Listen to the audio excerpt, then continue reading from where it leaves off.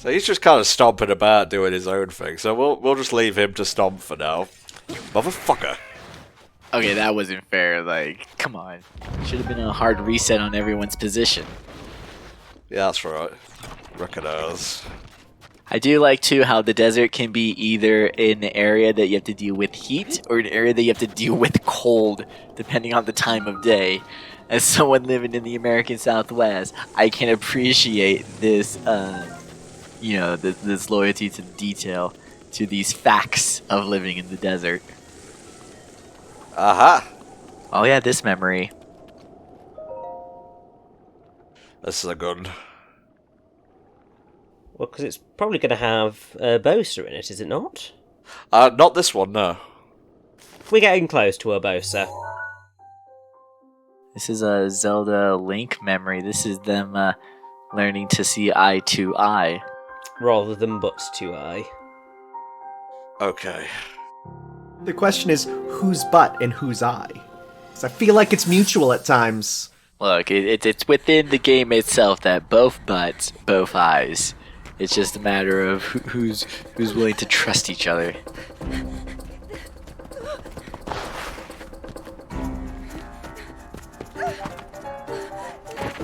Beware, fool, the butt of the Yeager.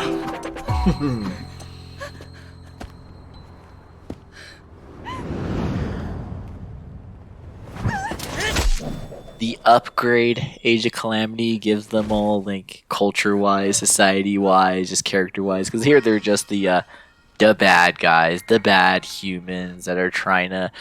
I mean, the game does let you know that they are a tribe, that worships Ganon, that worships the malice, that is sided with the malice in the destruction of Hyrule. But it's just one of those moments where it's kind of like Star Wars. Where it's like, well, then aren't they the cops then? Like, if they're sided with the dude who owns the castle, they're like, like they're not the underlings, but they're sticking around. They're still modern.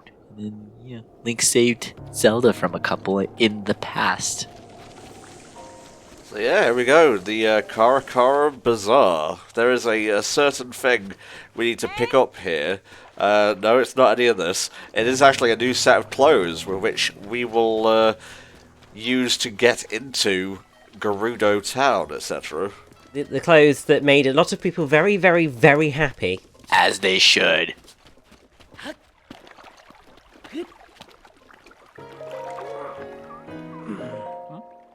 It's Guy. Guy the Rito. It's like a person being named Bird.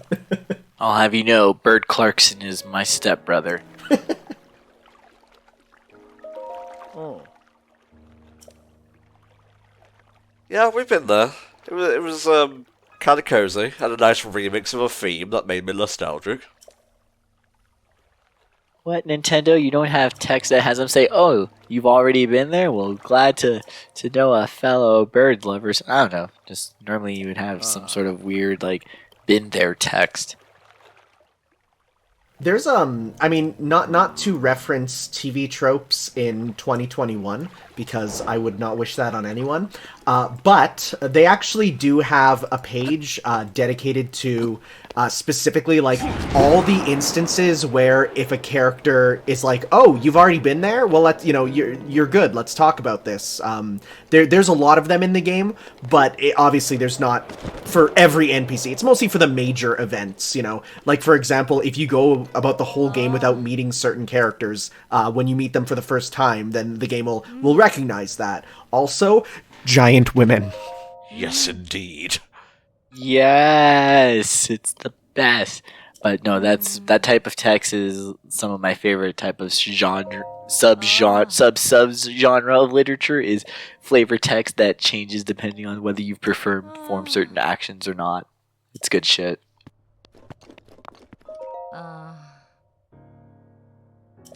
There's a certain trigger I have to activate to get this NPC to appear. I think I actually need to head to Gerudo Town first. Yep, because you need to learn. You need to learn why we need that, because otherwise it's like, well, it's just a town. Can't you walk in?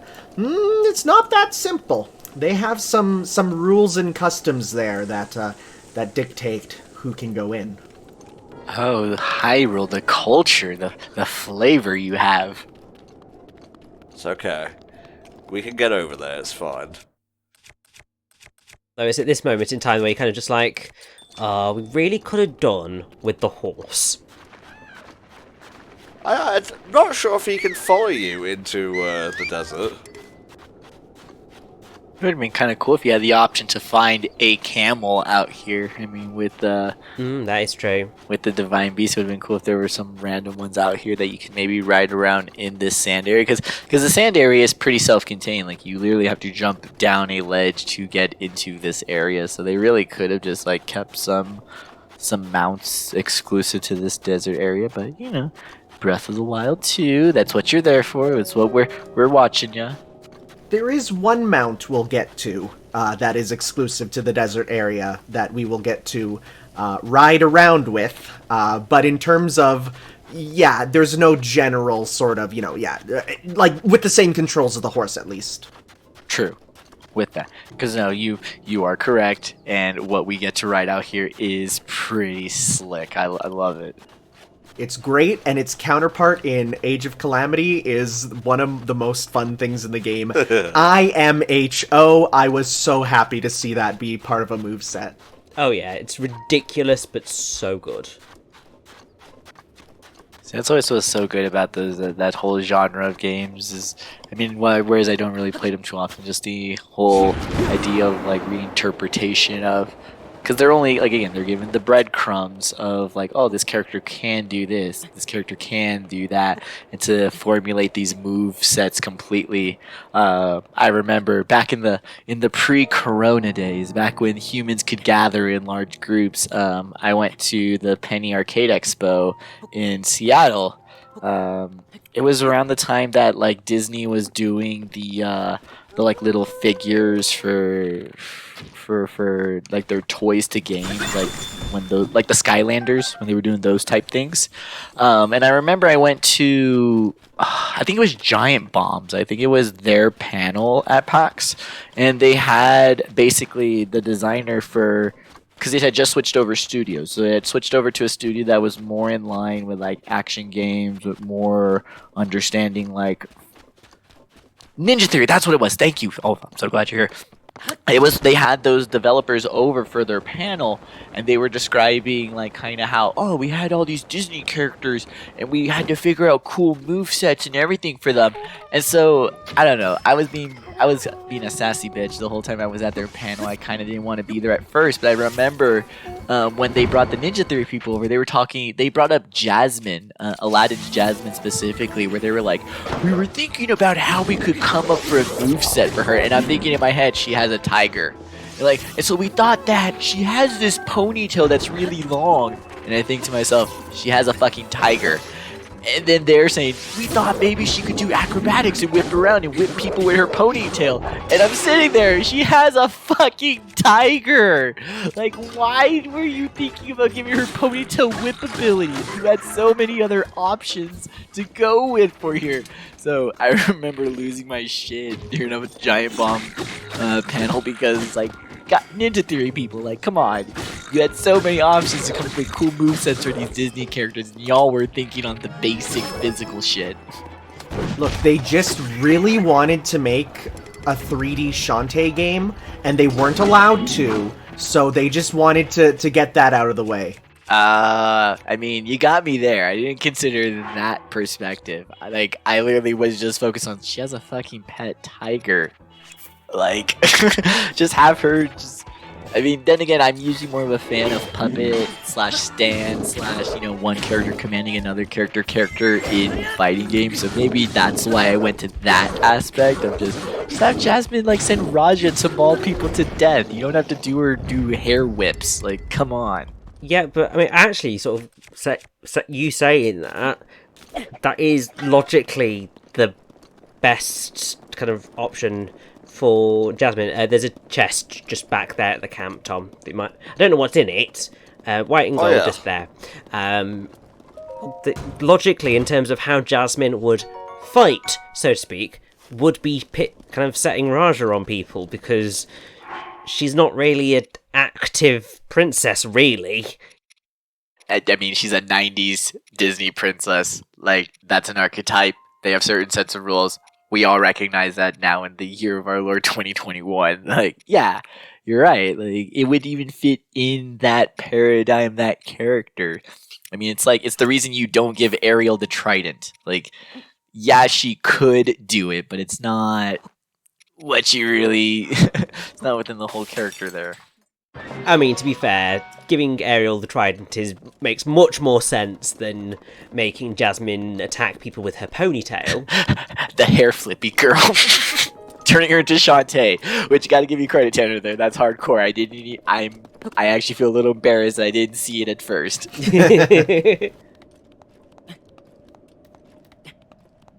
So just like in real life, though, if you want to make a good, simple recipe, honestly, any meat and the rock salt that you get, that is a solid, cheap healing item.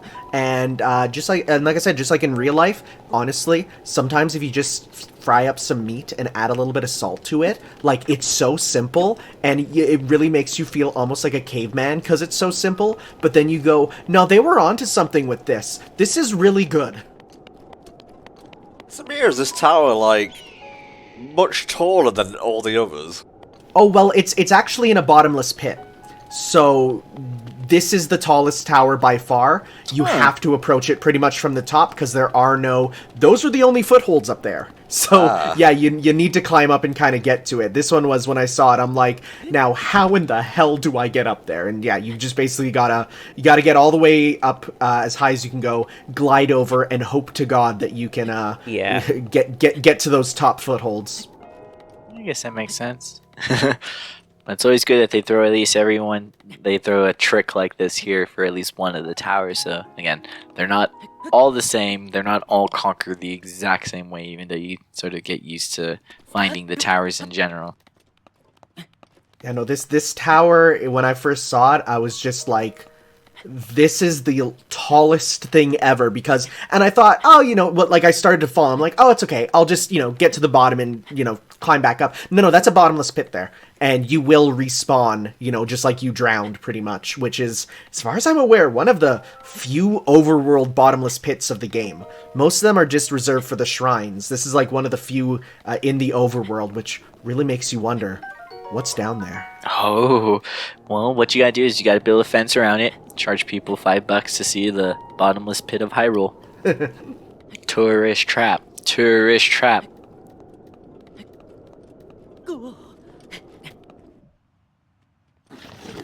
Ah!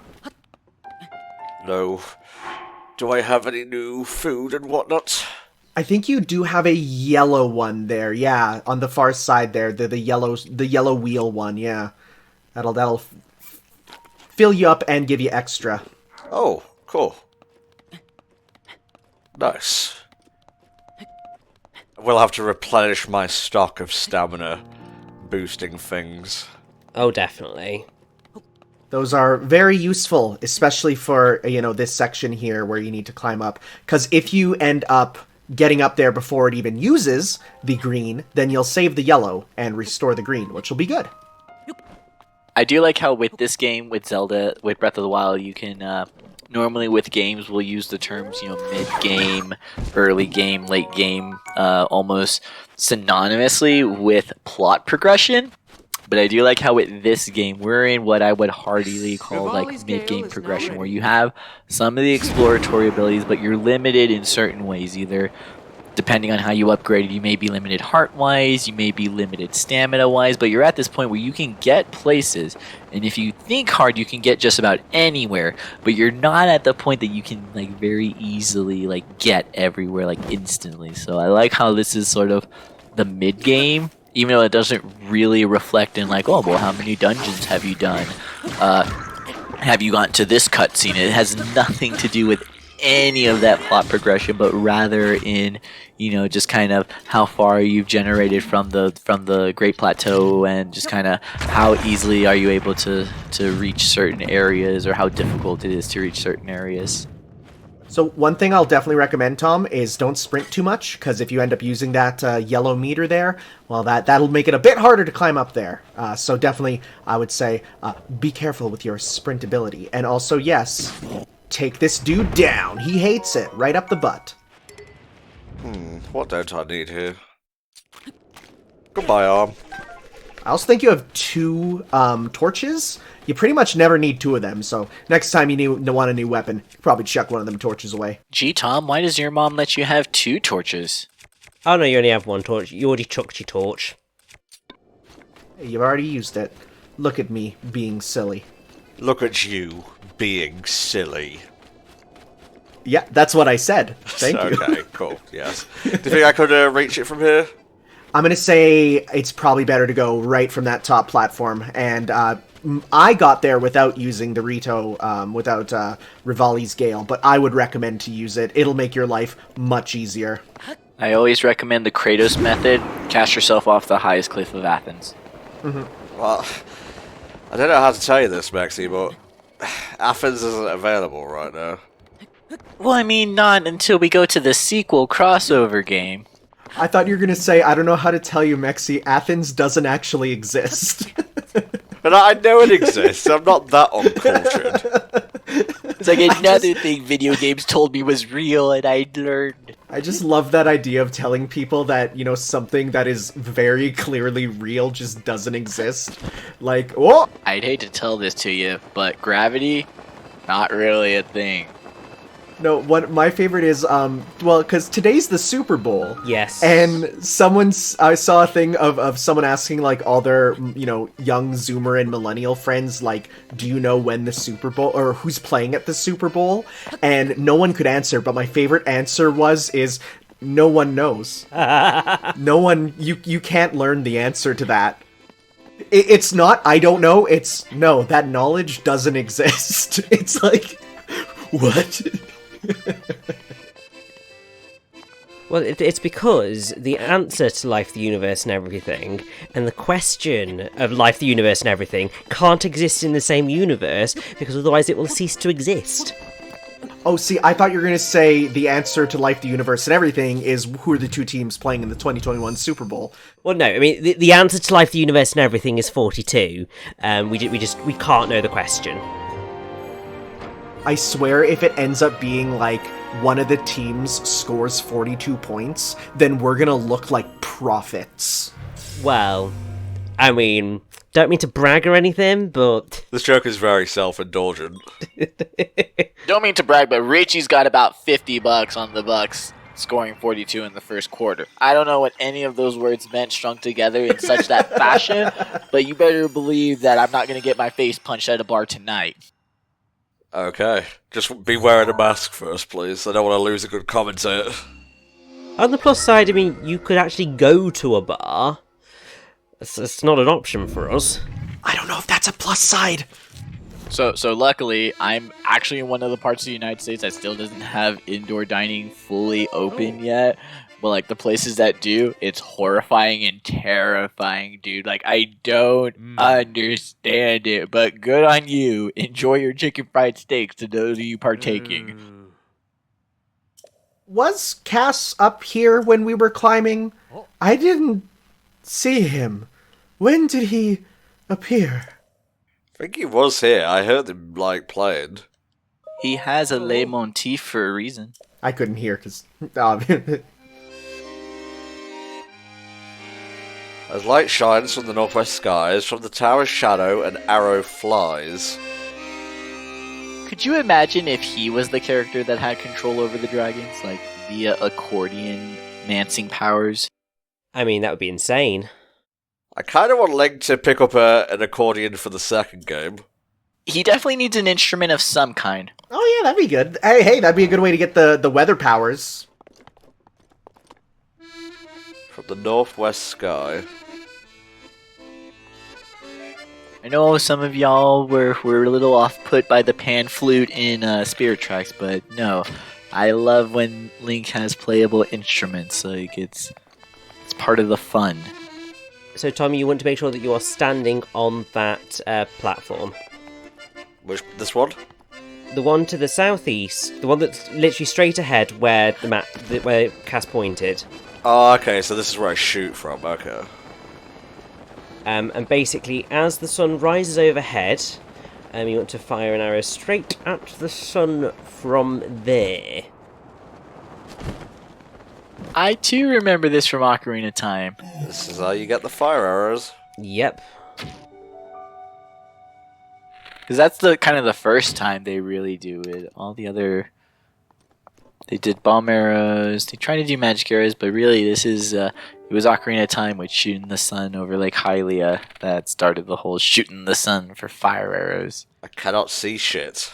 It needs to be done specifically when it is lit up, which it says between, I think we missed it for the time because it needs to be at between 2:55 and 4 p.m. and we just missed 4 p.m., which is, we didn't know about that ahead of time there. Now, that said, I think you can make a fire, which will let you then wait till the time. Put that down, and if you have bomb arrows, or, not bomb arrows, fire arrows, or a flint to hit, that works too. Or... play the song a double time. That'll help us progress time in half-day increments, and that'll make it a lot easier. Oh, wait, we can't. Yeah. When you go noon, your victory is soon. So basically it says you'll want to wait till the pedestal lights up. It'll also make a noise, which is nice. And then you fire it. It says when that happens, aim at the top of the Gerudo Tower. Okay.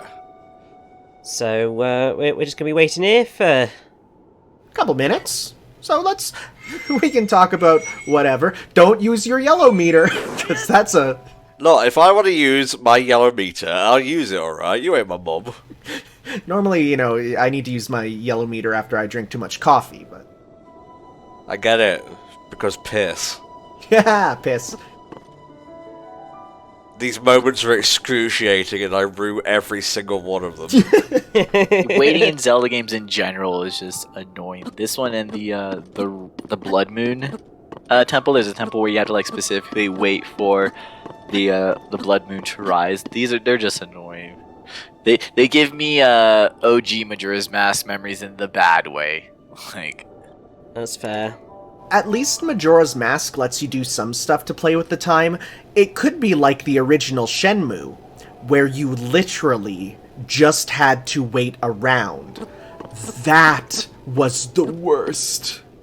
credit where credit is due. At least with Majora's Mask, the waiting for like the postman, waiting for the person, like that's intended. You're supposed to have those moments.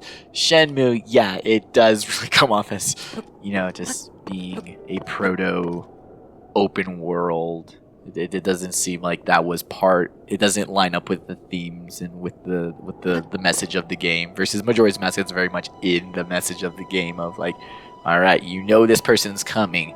Now you have to wait for them. And thankfully, Shenmue 2 comes along, and it gives you the option of, like, say something happens at 4:30, it'll be like, do you want to wait till 4:30? The only problem is, it only occurs when there is a quest. And if it doesn't give you the prompt, that's just it. So you have just a little bit longer here. Again, you'll see not only the thing light up, but you'll also hear a sound, apparently. So we'll get to hear that. Shenmue doesn't involve a time loop, though, correct? No, it involves a linear day-to-day calendar that basically you basically have like 3 months in-game time to solve your father's murder, and no one's seen the bad ending because you can beat the game in a week in-game almost, but you have like 3 months to do it. So it's more heartbeat, heartbreak. Okay, gotcha. You know, with seasonal events and characters' birthdays that you'll never see because who would play, 60 days of Shenmue? But goddammit, you'll be Shiori's girlfriend whether you want to or not. She'll confess her love eventually. Tom gets that joke now because he's played a bit of Persona 5. A little bit. Hey. Yeah, I was about to say that whole thing of a linear calendar, like in Persona 5. Hey, First place it cropped up in history. Of course. I can't believe that when Jazz listened to Persona 5, it thought, man, I could do that, and it tried to. Can't believe Jazz just rips off Persona 5 so hard. Bro, I heard that my uncle went to prison. It's just like Persona 5. And then he got like drugged and the shit kicked out of him, just like in Persona 5. Police abuse, just like in Persona 5. A modest test of strength, eh? Just like in Persona 5. Alright, let's put our stomping things on. Defensive gear, our cool boy hood.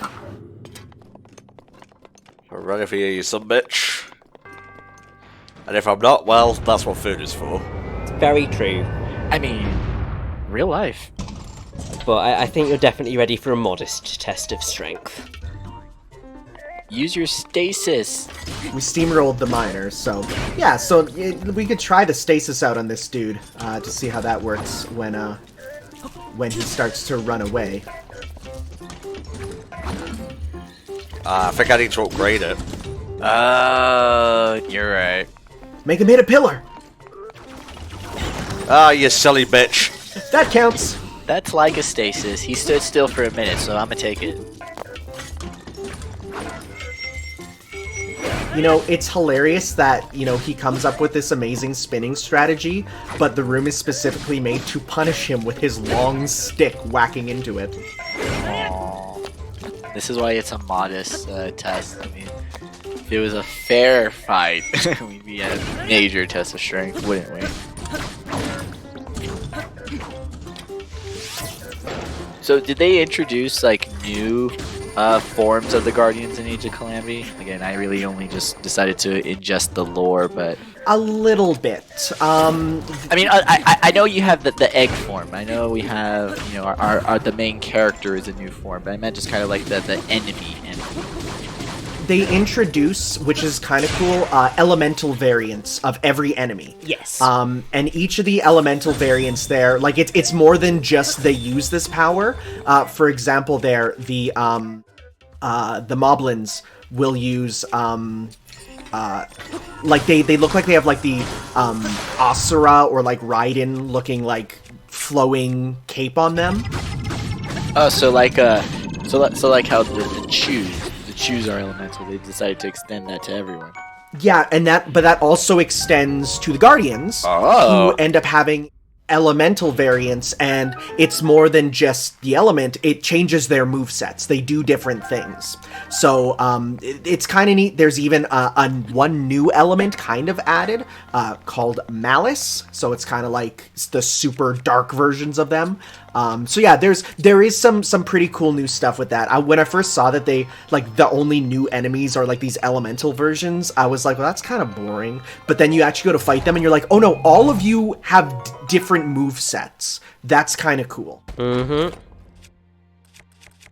Here was always my issue when we got to the test of strength shrines, was that a lot of them reward you with weapons, and it was like, oh no, I'm already at a point where I have some pretty dope ass weapons. I think you have a rusted sword, Tom. You could probably chuck that and pick up the thing again, because that has 0 damage on it. No, I think that was the Master Sword. Oh, never mind. Jesus, Whoops. Tanner. Yeah, get rid of the Master Sword. It's not useful. What y'all don't realize is that this is a deconstruction of the Zelda trope, so Link gets the Master Sword just to throw it away, and we just see what the hell he does now without the Master Sword. Fun fact. If you somehow, through glitches or through some crazy way, lose the Master Sword, it will reappear in the pedestal and you can pick it up for free. The game has that as a thing. Tanner, there doesn't need to be a random way, alright? I'm ADD as fuck. I'm gonna lose the Master Sword whether I want to or not. I have the object permanence of a 6-month-old. But, like, the game really doesn't want you to lose it, because you can't throw it, you can't drop it, I think the only way is if you somehow end up in a glitch state where it gets lost. Like, you can't lose it normally, but if you somehow do, and even I think the Great Deku Tree has a line of like, "Don't lose it again." Ooh, well then, yeah, you should try to then if there's dialogue. There is actually a way, and it launches off like a fucking rocket. Oh. It says the Master Sword has returned to the forest. Nice. So I think the original thing, and might be from a Zeltic video, it might be from someone else, I think the original plan might have been for when it ran out of energy for the Master Sword to literally return to the forest. Oh, that would suck. But it does sound like something they would try to do at first and then got game tested and we're like, okay, never mind, that was not the best idea. So I'm glad that we have what we have in our final version now, where it still occupies that same inventory slot. You just have to make the trip yourself regardless. They probably had some playtesters who gave it a go, and then they realized, oh, they are literally never using the Master Sword because they don't want to go get it. So, we should probably make it that people want to use it. Could have been fun if they had released this Zelda game. I mean, because with the whole taking place after the fact that the Beast, the Master Sword, Zelda's power, that all of those options have failed, that could have also fit in line with this game where the Master Sword, despite being the Master Sword of lore that we understand with our expectations, could just be an average weapon in the game because what already failed? It's already disproven its power. It's just as good of a weapon as any other. That could have been funny as well. Maybe not funny, but could have been interesting as well. But I am glad that we went with the more video game approach here. That, you know, the player should want to use the Master Sword that they got by getting all their hearts and stuff. But it would have been funny if Breath of the Wild really wanted to be like, all right, Zelda formula, not today. Tom, for this dungeon here, I'm going to let you in on a little tip that I ended up totally using. You need to use, as you can see, metal blocks, as well as later on some chests and barrels to bridge the connection. You can also use any metal piece of equipment. So if you ever are like, I just need one more, you can drop a metal sword or a metal shield or anything metal, and it will conduct. I totally use that to cheat this whole shrine, and it's awesome. Bravo, Dr. Stone. Oh, hey, yeah, it's a good one. Go watch Dr. Stone. And now I will show you exactly. Well, I can't drop the Master Sword, but We can drop the mythical light scale trident that Mifa gave us. It's not quite the equivalence of like a Zora wedding engagement ring, because I mean the Zora Sapphire was an engagement jewel, but like this spear's a close, like, you know, token of love and adoration, right? Right, lads? Of course. My only question is that actually made of metal? I think so. It looks like it is. We'll see once we bridge the gap. Yes, it is. It is. cheers, Duck. Oh, and then we can use that chest. Yeah. Because, I mean, whatever's inside really doesn't matter. Like, what? It's just... never mind, it's the Thunderblade. That's a really good item. Oh, Tom, get the chest out of the thing first. Okay. Oh, it's still open, so that's fine. Do the thing, do the do.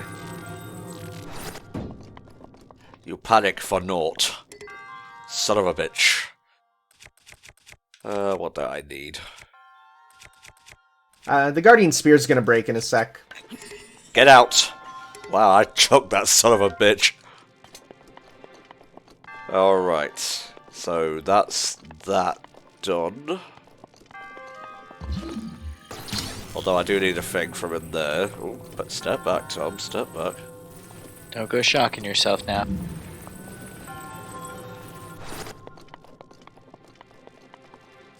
I think if you move the big block out of the way, you can use that to do some better bridging. The big block, you say? Yeah, just because of where that's sitting, you just need to move different bits into different places, and then you can probably get it to flow to the right block. Hey, good look at that.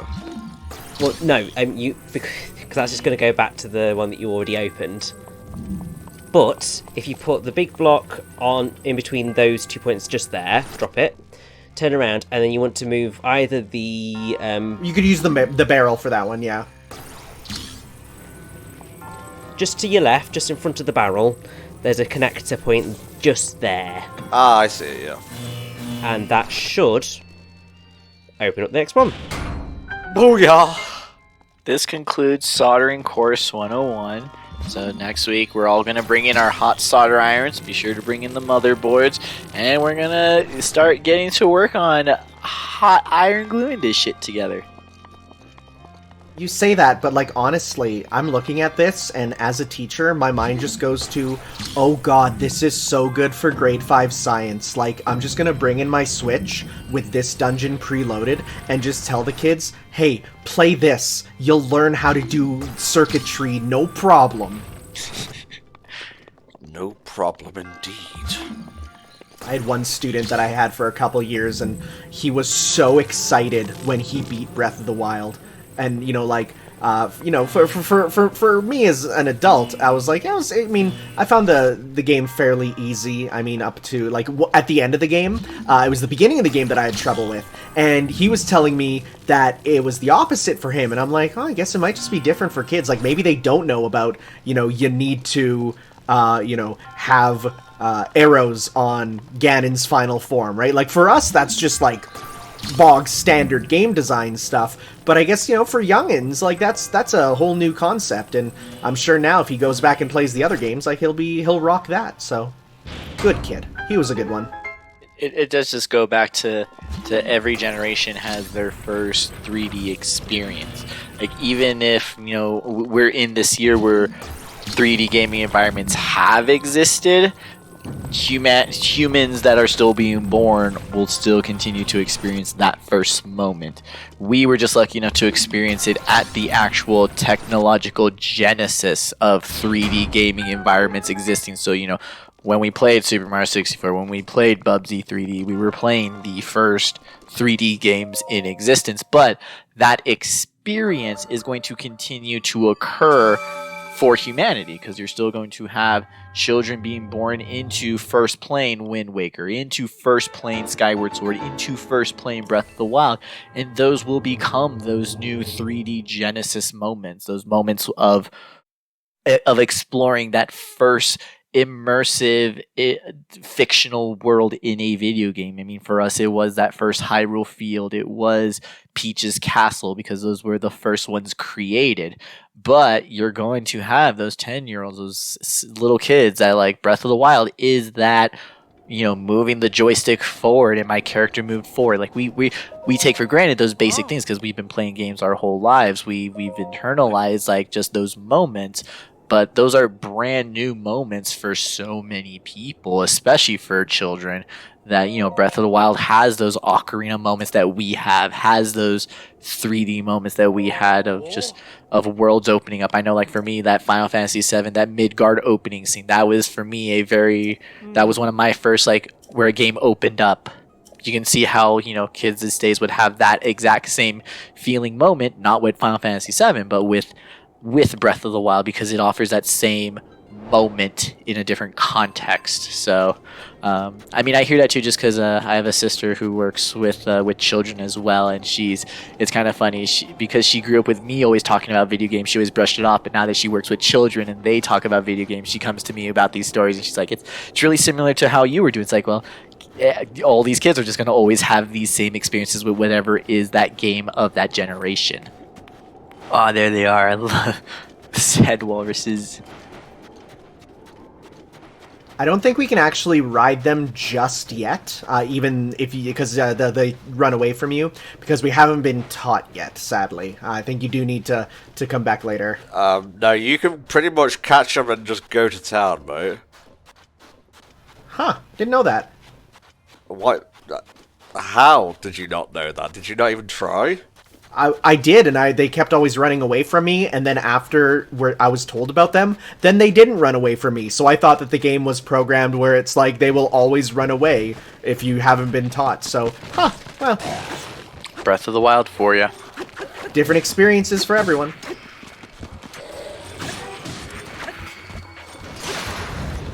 Oh, well, guess we're divorced. Let's just try to make sure that we don't have to enact Mika's Grace again, because otherwise I think she might be a little bit annoyed at us. What the fuck, Link? It's okay that we're divorced and everything. We need our own space, but who's getting the kids? The horrible, freakish kids.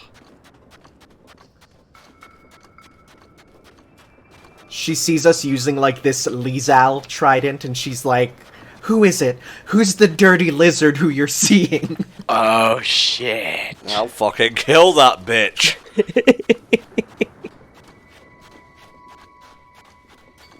Okay, so, there it is. There's town. I do love how this game is willing to have, like, the multi-level relationship there. Like, Mipha and Zelda, you wouldn't, like, technically label them both as, you know, the stereotypical love interest, but rather they are just two characters that have two varying relationships with Link. So I like how Nintendo goes with something. I would label it as ambiguous. They have, like, well, not ambiguous, but like in the sense that, like, again, you don't know that, like, oh, Zelda's the girlfriend. This is the girl that, like, they're just two characters that have affection and have feelings towards Link that kind of vary, and it does tie into the story and is very interesting and rich for this game. Well, I mean, like, that even goes back all the way to Ocarina of Time, where you have, like, how many characters that are, you know, vying for Link, but, oh, we need to talk about this. Oh, boy. Oh, yes. Yes. Yes, I require assistance in the form of clothing. It's called fashion.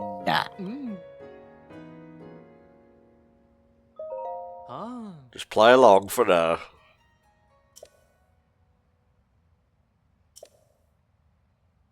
That's a good job I was saving up for this specific moment. Oh, hey, look at that. We are right on the money. I have a bunch of stones I can sell for more dosh as well, so I got a rock. I got many rocks. You gotta have stones to wear this ensemble. Hell yeah. Category is Desert Babe. Link is serving us Gerudo younger sister flair. Like, no one would dare doubt her entrance into the Gerudo village. She's small, petite, adorable. The internet goes wild for her. The men want her. The women also want her. Like, Gerudo Link ensemble is one of the blessings of this game that, like, yes, I love it. Ignore that 5 o'clock shadow. Just don't worry about that. Okay, now what's weird here is this a Gerudo male? It could. The legend goes that there's one born every 1,000 years. The Gerudos had the unfortunate instance that once in one of those 1,000 years, it was the reincarnation of Malice. Yeah. So, I mean, you can have those situations where you can have just Gerudo males exist, and that's just the case. Ganondorf is meant to be an outlier, that, like, he doesn't stand for, especially with Breath of the Wild, that he does not stand for all the Gerudos. That he's just an unfortunate consequence of the Malice being incarnated from the Gerudo tribe in their 1 in 1,000 year male. I have confirmation. If you were to talk to Vilya much later on in the game, Vilya does reveal that they are a tanned Hylian. So, yeah, that is something there. So that is, you know, because that made me think. I never even thought about that, right? But no, they are a tanned Hylian, especially because once the veil comes off, you see the pointed ears. That's a more grounded thing there. It's like, oh, Zelda, don't go trying to touch gender structures there. We're not quite that sophisticated of a game series to be touching that just yet. Very true, but it is nice that Nintendo have gotten a little bit more liberal when it comes to what they allow their characters to wear. Like, clothing has effectively become gender neutral in Nintendo games as of late, because Mario is completely content wearing a wedding dress as much as he is wearing his general dungarees. Obviously, Link has got the same. Obviously, in Animal Crossing, you can wear whatever the hell you like. And that's just really quite cool. What's your deal, Pokemon Company? But you also have then the cheerleader Link that is available in Triforce Heroes. Oh, hell yeah. And when you wear that wedding outfit to the final boss of Mario Odyssey, Bowser goes, "Wow, Mario, you look amazing! Great job! But I still gotta fight you." Like, even Bowser's supportive, right? Ain't no one care. Ain't no one care.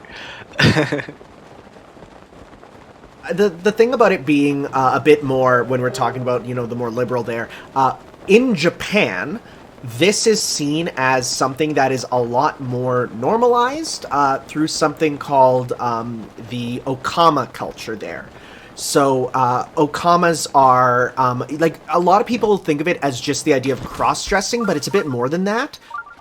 And it is a very normalized part of their culture where, for example, one of the most popular kids shows in Japan is One Piece, and there is an entire Island. Okama island, and you have a very popular Okama character being, Emporio Ivanov there. It is a thing that is a lot more normalized there, that, when we look at it, we're like, wow, progressive, but for Japan, it's really normal. Like, there's even Okama bars that are quite frequented by regular businessmen who then have, you go to be served drinks by, a person with effeminate clothing, but who doesn't care about the beard or 5 o'clock shadow, right? So it is a whole... But assigned male at birth, yeah. Yeah, assigned male at birth, but, so that is just an aspect of their culture that is, we see included in this because it's a game from Japan that, is something to talk about when releasing it worldwide is an interesting thing. Japan also has the undoubtable cultural force of kawaii, like opposed to the American meme of the word. There is still the cultural idea that things can be androgynously cute, and that at times cuteness can be the preferred prevailing force. That so long as something is cute, it doesn't matter. Like if it's from a male or female, it's kawaii. It's cute, and so you see that in advertisement. You see that in public safety advertisement as well. But like you sort of just see that force that like so long as something is cute, other contexts slide away from it. But just as I don't know, but just from my knowledge of gay culture in Japan, it's just one of those things of culture where you sort of see the contradictory nature of it, where it does not make sense. There is not a logic to it. There are things that are acceptable that other things should be acceptable in that same context, but they're not because of culture, because of the societal norms. So it's, to me, like, I always appreciate where you do see these exceptions, because I feel like to those you can always they can always work as a good source for arguments. They can always work, well, you accept this aspect of the culture, why not accept this aspect of the culture? And so I feel like that always becomes the helpful key there. So, but yeah, no, like you mentioned, like when not now, Demon Slayer, but when the biggest manga of all time like has openly cross-dressing characters as an acceptable part of that culture, it does show that it's not like fully as hard taboo as it can be in other cultures, where again it's a crime still in some cultures for any sort of deviance there. But for Japanese culture too, to any sort of representation of those types of blurred lines, that sort of deviance from the regular binary, I appreciate it. I love seeing it. We do need to place the bomb here and then Cryonis our way back to that area. So this is very much a Zelda 64 water dungeon puzzle.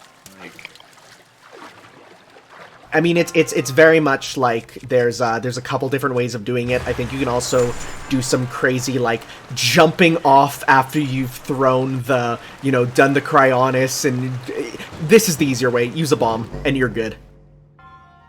There's always the Breath of the Wild way to do it, where it's completely off the grid, but like in terms of like within the parameters of the designers, like the simple way is very reminiscent of how you would solve a water puzzle in, like I said, a 64 game or like a Wii Zelda game. But there is always that asterisk of this game of there's always that Breath of the Wild where you could just probably just flip the gravity off in the room and then do it another way. It's valid. The game wants you to do that. Yeah, sorry about that. I kept my trigger finger was a bit too itchy. I ran into a similar problem when I did the quick look with you, Tanner, for Hitman 2, and since I had been playing Spider-Man PS4 at the time, R2 in that game is like run and swing. In Hitman 2, it's fire gun. So Oh no!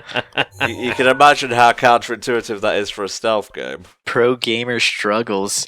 That's something that makes me really excited, is the fact that the PS5, in the options there is some stuff for, like, universal controls. So I really hope going forward, we're going to start to see where it's going to be like, oh, did you set your preferred gun or shoot button to this button? We'll try and make that on every game that allows for customizable controls, because in my eyes, I think that's a cool thing to do. I mean, they also do it with subtitles, so you can force subtitles on every game, which is like, oh, mwah, you'll love to see it. Especially because some games start up and don't let you turn on subtitles before it starts up. Exactly, it's really annoying. I could see that being a pretty hearty debate in and of itself with the inclusion in future consoles of console-based setting preferences, so that, like, you know, just it's programmed into your PS9 that any game you put on that has that, again, subtitle option, that it's automatically activated through console setting as opposed to game by game.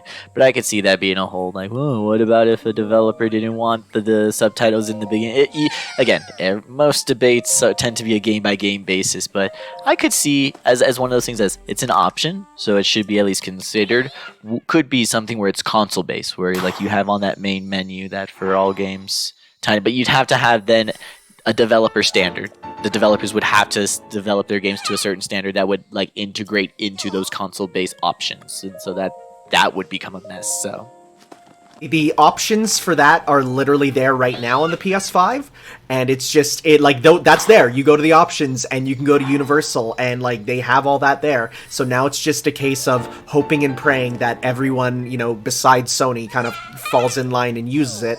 But you know, it's there, and we just gotta hope and pray that, you know, they use what is given to them. Because, I mean, like, that's like everything with kind of whenever a new console comes out, is there's so much good stuff you can do, because, like, and the first party comes up with it, and you're like, yeah, that's really, really cool, and then, like, no other company uses it. Like, you have the rest of the world making games for this console, and it's just, yeah, we got our own thing going.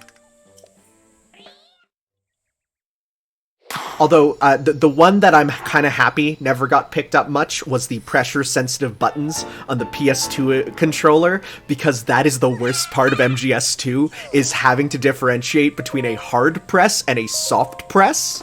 It's the worst. Well, yeah, because it's not as good as like the haptic feedback on the trigger buttons on the PS5, where there's like a proper difference between the two. Yeah, no, it's literally, and it's for the face buttons. So meaning that, like, it's do you press the square button hard or do you press the square button soft? That's also in Kingdom Hearts 1 Pain Edition, right? Like OG has like pressure differentiation. I may be misremembering, but like I said, I also refer to the original version of KH1 as Pain Edition, so that also lets you know how I feel about it. One must simply get good if you are to beat the darkness back. I mean, Kingdom Hearts 1 is the original Dark Souls. I mean, even the developers have said that they were heavily inspired. Monstro is actually the first Demon Souls level. So, okay, I looked it up, and you are correct. You jump higher if you press the jump button harder in Kingdom Hearts 1. They've made it now in the HD versions that it's always, like, it works more like Mario, but wow, that is a thing. Wow.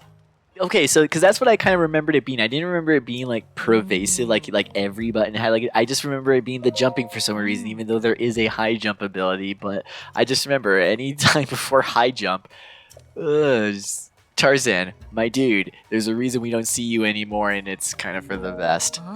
Well, I mean, it's not that. We know why. No, but shh. I want the ape man to feel bad about the jumping controls. So you can rebuy these because then you can dye them and have an alternate color set. Ooh. Normally in a Zelda game it would be because a like ate all of your clothes and you have to rebuy it. Thank God there's no likes here, because those, ever since Melee, because that was my first introduction to them, they freaked me out. Yeah, likes are not nice. Oh dang, you're perceptive. 64 is all the 64 likes and the Wall Masters, Things of Nightmares, and then then in the handhelds and the Oracle games, the likes are just awful, just because like they'll eat your shield, and so that's another 50 rupees, and the rupees actually matter in that game because you're usually using them to buy potions to keep yourself alive during some of the boss fights. So, like, kind of glad that we don't see them in this game, and every time I do see them, I'm a little triggered. Oh, I do like this whole little town, though.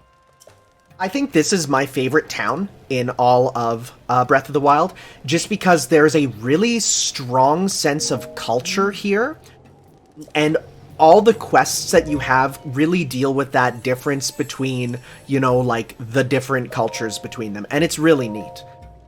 So this one gets a thumbs up for me. I would say it's the most densely packed and bustling city in the game, for sure. I mean, it's kind of like you said. Some of the other areas, I mean, they use the clothing as a crux for like, oh, it's to save you from the cold. But in this, it's nothing mechanically at all. It's simply just because of the way that the characters are raised. It's the characters' cultures. It's not a meter or a little bar that shows you how girl you look. It's just you using the context clues of how the people interact with you on whether you're doing the right or wrong thing. And so I think that's always super clever with this. It's good to have it here when you have stuff as basic as, oh, we're wearing this outfit because if we don't, we will incinerate. But to me, I think that the best thing about this is that I hope that they bring it back in the future. That there's other cooler, more cultural actions that you can include in playing Zelda games. The first Nier game does something pretty similar in an area that actually looks pretty similar to this as well. The Mass Village has all the different rules of all the society members. It also kind of looks similar, and I just want to bring it up even though it has nothing to do with it. In Dragon Quest XI, this does also kind of remind me of the town where you meet, where you run into the circus, and a certain best character joins your team. Desert towns are A+. One thing to note is that while men are not allowed in this town, for some reason, Gorons are, which then makes you start thinking, have we ever seen a female Goron? No, because they reproduce asexually, I'm pretty sure. Yeah, I mean, I don't think there's been anything to go into it. That we have baby Gorons, we know they exist, but like, we don't know anything about their structure of how they really get born. You know, back in the day, it used to be, you know, oh, well, we just don't have them because we can only have, like, 7 NPCs in an area, so it's like, you know, whatever. We're reusing the models. But now it makes you go, huh, I wonder. So, yeah, it must be asexual. That's the only thing we can go off of. You can do that, or they're non-beanie. They have no beanies, so they're just all a non-binary rock person. Because even Majora's Mask, like you mentioned, there are baby Gorons. There's also old people Gorons, but even that was grandpa, and then father into son. They all. I mean, that also probably just ties more into, you know, Japanese with pronouns being gendered and stuff, and so they went with the more masculine pronoun, so it would be translated into English. into the male pronoun, but that's the thing. They're non-human. They can, and with the Gerudos having their own unique reproductive cycle of only one male being born in the tribe, I mean that could be taken as, I originally took it as like a means of parthenogenesis. That it's just the women just getting themselves pregnant, and then they can just have their own children themselves. A bunch of lizards do it. A bunch of other organisms all do this. Believe it or not, there's actually a lot of evidence that the male gender is parasitic in some species. So, like, there's lots of species that just make it by without a bunch of dudes walking around claiming that they know better. But there's also the text of the Lens of Truth, or not the Lens of Truth, but the Stone of Truth in Ocarina of Time that mentions that the Gerudo women leave the desert to find Hylian mates. So then it just becomes this thing where it's like, well, maybe it's a diluted bloodline, and just every 1,000 years a pure Gerudo male is born. It was also like kind of a theory that was thrown around there too. But I mean, if anything, it doesn't really matter. Like, the more interesting aspect is just this female-dominated culture that completely excludes male. Like, that's way more interesting than like, how do they keep going? Like, who cares? Like, they're having kids and they're thriving, but just the way that the character now has to interact with this wholly new culture within the game. I think, again, it's a fight. It's an engagement in the game, but it's not you sniping a moblin on a tower. It's you figuring out the Gerudo's rules to get the information you need. We found ourselves a secret club. This is the only place in town where you can actually remove your outfit, because Greta here really doesn't care that you are a Vo. So as such, this armor is great, but yeah, it's very expensive. But yeah, this is the only place where you can get it, and it's implied that there are a couple of the Gerudo around here who prefer cross-dressing of the other variety, dressing up as dudes. So that's kind of a cool thing. We're all born naked, and the rest is drag, so that's got to apply to the Gerudo as well.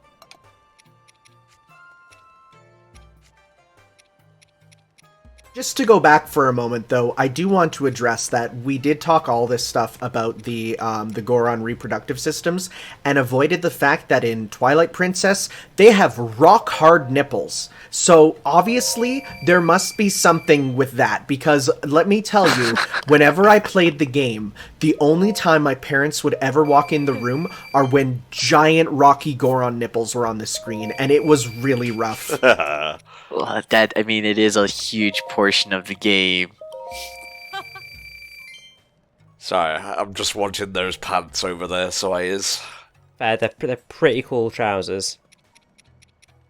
Pretty nice, because they're either vestigial or Goron's lactate. Rock milk? Ooh, yum. Dum dum dum dum dum dum dum.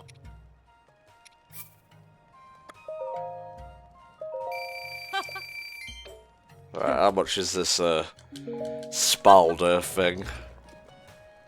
1,300. Oh.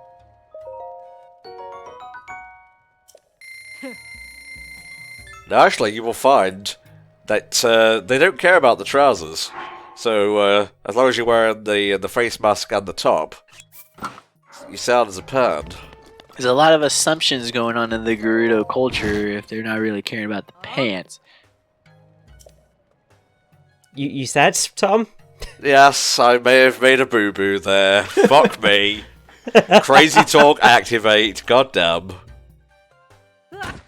I like how it's like immediately they're like, we see you've changed pants to the fabled man pants. You must leave our village. Now the best part is you can change directly in front of them, and they'll be like, yeah, come on in, madame. You're good to go.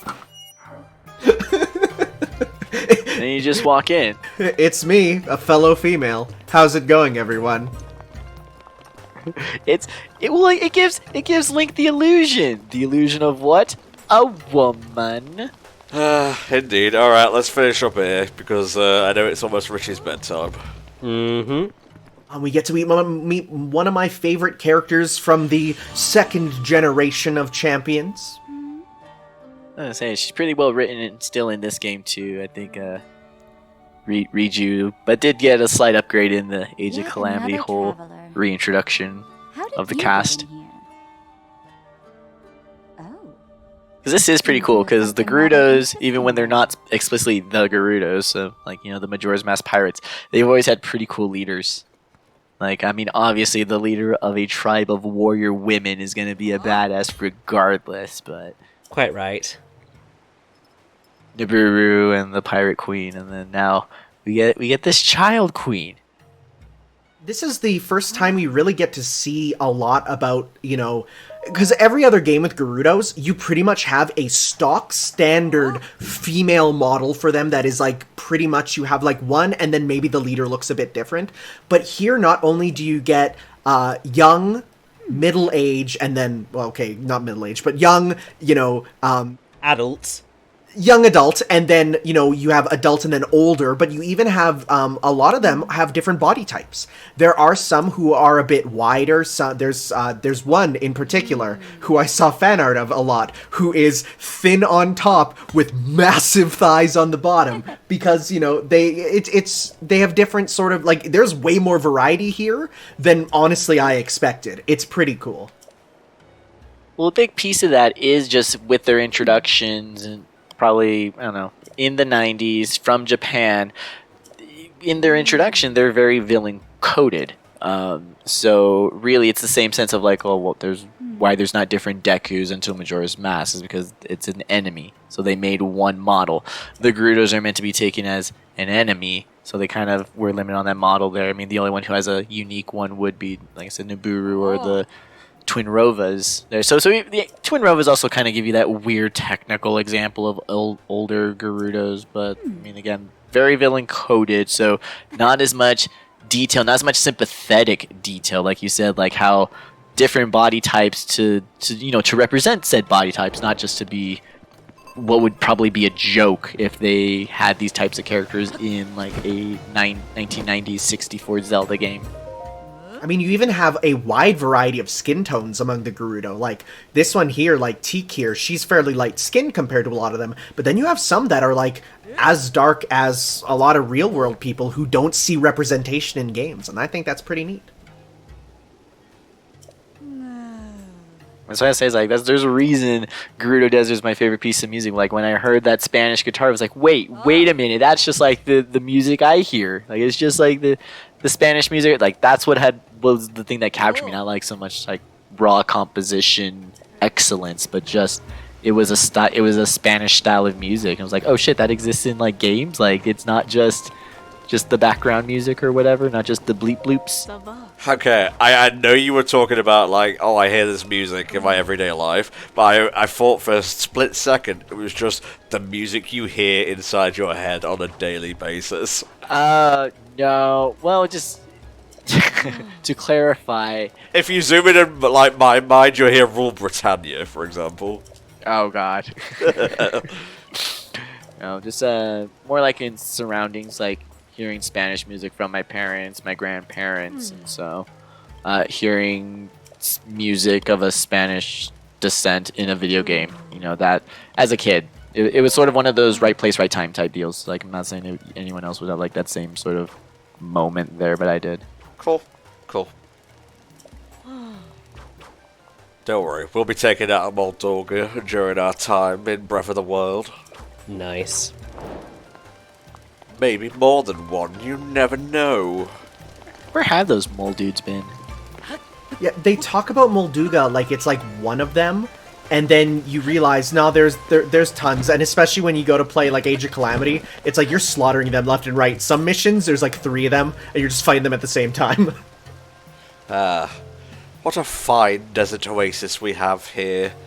Lovely jubbly. But yeah, that's going to conclude this week's installment of Breath of the Wild, guys. We hope you've enjoyed the return of the playthrough. Next time, we're going to head out into the desert, maybe pay a visit to the Yiga clan's headquarters, and then try and calm the third divine beast, Varna Boris. So we see you then when the Breath of the Wild playthrough continues. Bye for now.